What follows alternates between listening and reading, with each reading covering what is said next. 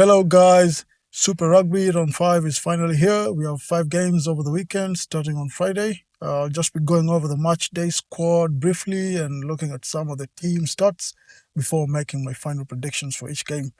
I won't be going into too many details, just the eye catching stuff and my biased opinions. First game of the round sees the Hurricanes, who are third on the table, at home to the Western Force, who are 10th on the table.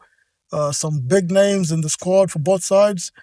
At lock, we have the pairing of Delaney and Liawere going up against Jeremy Williams and Darcy Swain. At 6 and 7, we have Brad Shields and Duplessis Kirifi going up against Will Harris and Nick Champion de Crespigny. In the midfield, we have Jody Barrett and Johnny Rover going up against the experienced pairing of the veteran Cutley Beale and George Bridge. On the bench, Safo Moore and Terrell Lomax are joined by Ruben Love, who's finally making his return from injury. Record-wise, the Hurricanes have won 2 out of 3 games with a surprise loss away to the Fijian Drua in round 3. The Force were not really having a good season. Have only won 1 out of 4 games. That win coming against the Moana Pacifica away in round 3. Looking at the attack for both teams, the Hurricanes are ahead in almost every metric despite playing 1 game less. They have almost triple the amount of clean breaks and almost double the amount of offloads compared to the Force. On the defensive side, both teams are looking even on the tackle completion percentage. The Hurricanes have more turnovers conceded, but the Force have given away almost double the amount of penalties, so not looking good for them. The last time both sides met was in 2025. That game ended in a 17-all draw. And out of the 5 games played, going all the way back to 2021, the Force have only ever beaten the Hurricanes once. With all that being taken into account, I think the Hurricanes are going to win by 15 or more points. They just look better on paper, and aside from that one shocking loss to the Drua, they just seem to be at a different level compared to the Force. On to the second game, we have the Fijian Drua, who are currently 9th on the table, hosting the Brumbies, who are first on the table. This really feels like an easy game for the Brumbies, given their record and form so far in the competition. But you never know what might happen coming up against the Fijians. In the squads, Frank Lomani at 9 captains the Drua, while Andy Muirhead at 15 will captain the Brumbies. I'm really looking forward to the battle at 14 between Georgie Nosova and the speedster Corey Toole. At 8, we have Rob Valentini replacing the injured Charlie Cale.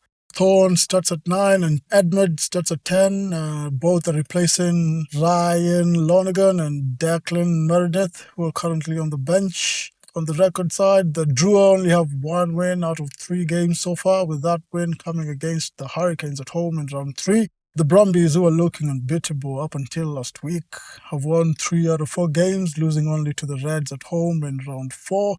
In attack, the Brumbies are looking better in almost every aspect, standout being they have scored 25 tries to the Drua's 8. That's triple the amount of tries. In defense, they're looking evenly matched. Only worrying thing would be the turnovers conceded for the Brumbies and the penalties conceded for the Drua. Head-to-head, the Brumbies have won 5 out of 5 games dating back to 2022. I don't see the Fijian Drua breaking that record anytime soon. My prediction, easy win for the Brumbies by 20 points. Unless it's raining, then it's really anyone's game to win. Third game of the round, which is a repeat of the opening game of the season. The Crusaders, who are 8th on the table, are hosting the 7th-placed Highlanders. The last time both sides met, the Highlanders took the win, so I'm expecting this one to be a cracker as the Crusaders try and avenge that loss. I look at the lineup, some interesting battles all across the field. The Crusaders are definitely looking like the stronger side with some big names in the team. Cody Taylor and Fletcher Newell in the front row up against Ethan de Groot and Angus Ta'avao. Noah Hotham at 9 going up against Folau Fakatava. Sevu Reese up against John Nareki on the wing. Will Jordan starts at 15, David Avili at 12, Braden Eno at 13. On the bench, they have the likes of George Bell and Leicester Fainga Anuku. Despite having world-class players in the squad, the Crusaders only have 1 win out of 4, with that win coming against the Chiefs in a cracking game in round 3.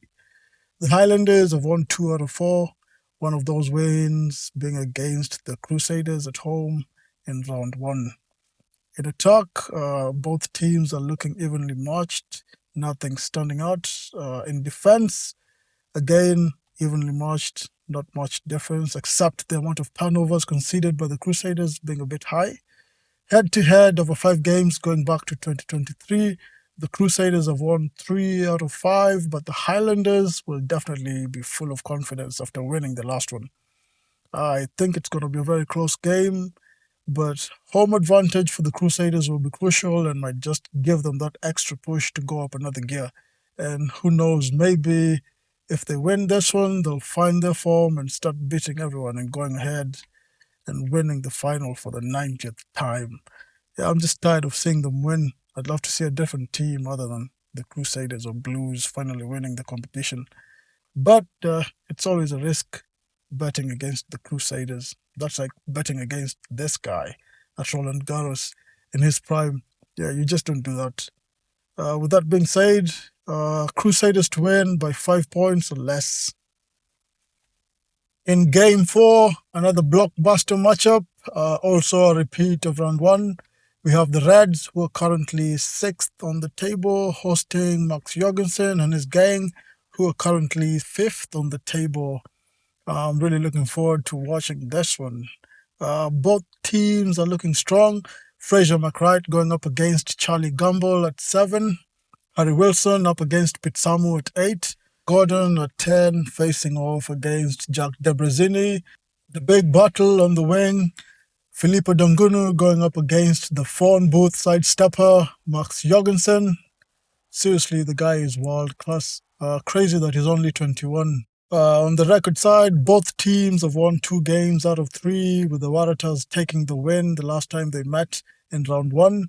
In attack, the Reds have more defenders beaten and more clean breaks. On the defensive side, the Reds have an impressive 91% tackle completion rate, but they have conceded more penalties, and that might end up being a problem for them.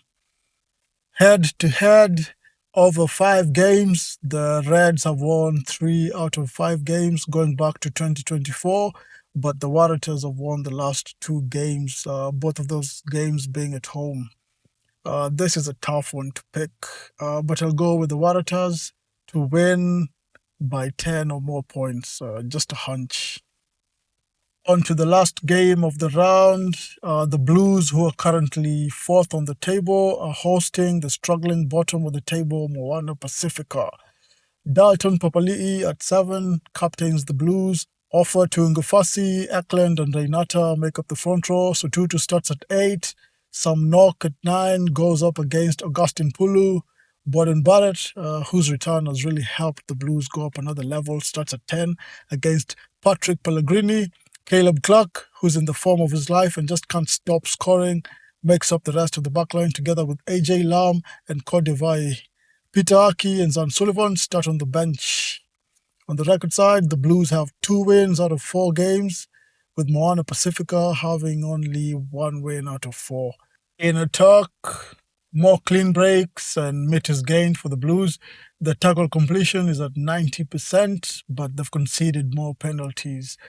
Head to head, going back to 2022, the Blues have won 4 out of 5 games, but the last time both teams met, Moana Pacifica came away with the win. However, Moana Pacifica have really been struggling to find their form since that first win against the Fijian Drua in the opening round, and the loss of key players like Adi Savia has really been affecting them.